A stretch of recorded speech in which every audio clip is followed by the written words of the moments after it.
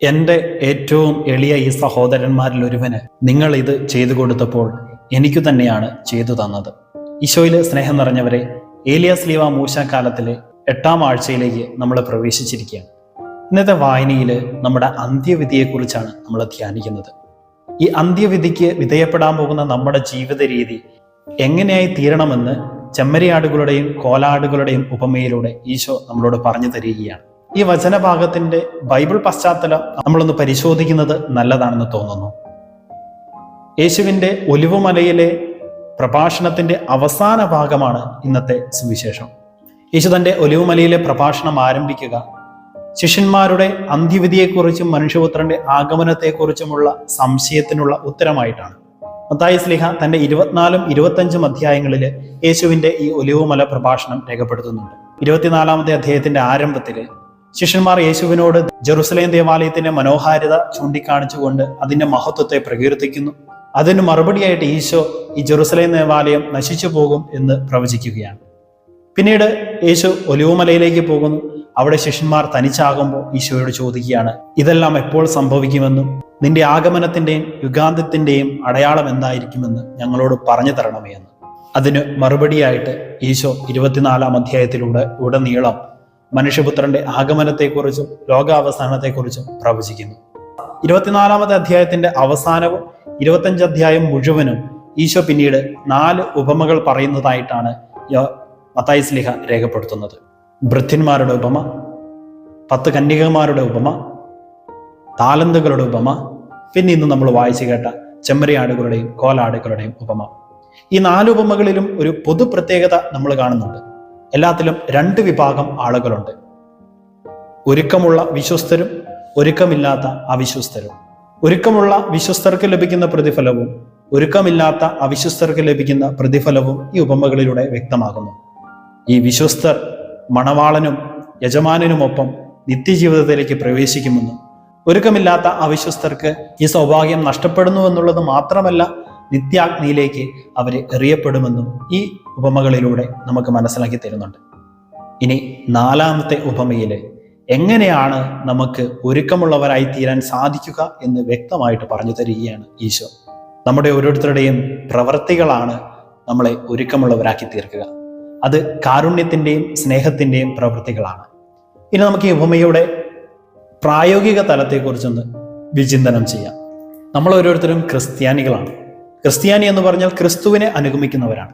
വെറുമൊരു അനുഗമിക്കലല്ല, മറിച്ച് യേശുവിനെ സ്നേഹിച്ച് അവൻ ചെയ്ത പ്രവൃത്തികൾ ചെയ്തുകൊണ്ടുള്ള ജീവിതം.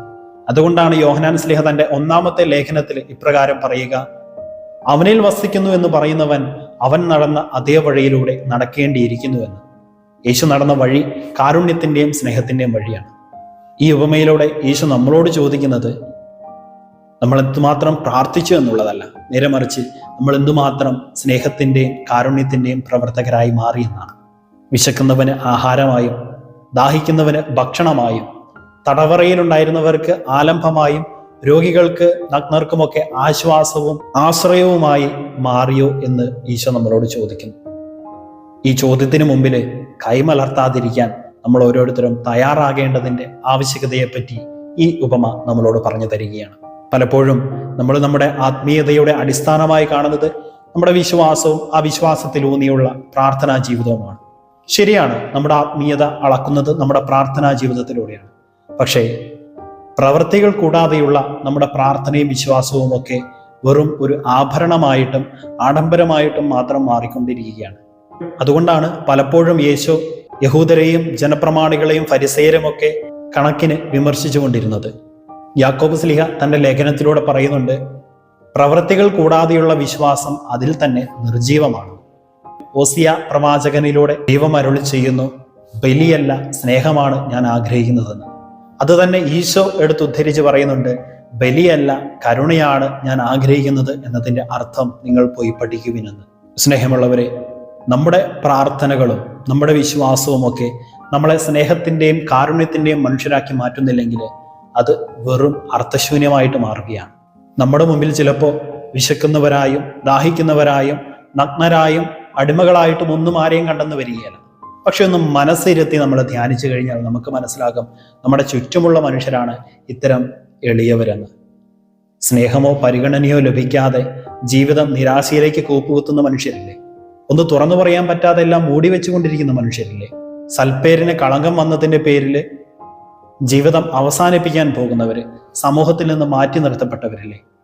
കൂട്ടത്തിലാണെന്ന് പറയുമ്പോഴും എപ്പോഴും ഏകാന്തത അനുഭവിക്കുന്ന സഹോദരങ്ങളില്ലേ? പല കാര്യങ്ങൾക്കും അടിമപ്പെട്ട് ജീവിതം നാശത്തിലേക്ക് വഴുതി വീണുകൊണ്ടിരിക്കുന്നവരില്ലേ? ഇവരുടെയൊക്കെ ഇടയിലേക്ക് സ്നേഹത്തിന്റെയും കാരുണ്യത്തിന്റെയും ഭാഷയിലൂടെ നമ്മൾ കടന്നു ചെല്ലുമ്പോൾ നമ്മളും നമ്മുടെ ജീവിതത്തെ ഒരുക്കമുള്ളതാക്കി തീർക്കുകയാണ്. ഈ പ്രവൃത്തികളാണ് നമ്മുടെ അന്ത്യവിധിക്ക് അടിസ്ഥാനമായി മാറുക. സ്നേഹമുള്ളവരെ, നമ്മൾ ഒരിക്കൽ മരിക്കുമെന്നുള്ളത് ഉറപ്പാണ്.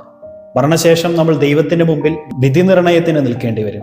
ആ സമയത്ത് ദൈവത്തിന്റെ വലതുഭാഗത്ത് ഉപവിഷ്ടരാകാൻ നമ്മൾ എന്തൊക്കെ ചെയ്യണമെന്ന് ഈശോ മുൻകൂട്ടി പറഞ്ഞിരിക്കുകയാണ് ഈ ഉപമയിലൂടെ. യേശുവിന്റെ വാക്കുകൾ ഉൾക്കൊണ്ടുകൊണ്ട് സ്നേഹത്തിന്റെ മനുഷ്യരായി കാരുണ്യത്തിന്റെ രൂപമായിട്ട് നമുക്ക് ജീവിക്കാം. അപ്പോൾ നമ്മൾ നമ്മുടെ അന്ത്യവിധിയെ നിർണയിക്കുകയായിരിക്കും. ഈ സ്നേഹത്തിന്റെ പ്രവൃത്തികൾ സ്വീകരിച്ച് നമുക്കും നമ്മുടെ വിധികളെ നിർണയിക്കാം. യേശുവിന്റെ കൃപാവരം നമ്മളോട് എല്ലാവരോടും കൂടെ എപ്പോഴും ഉണ്ടായിരിക്കട്ടെ. ആമേൻ.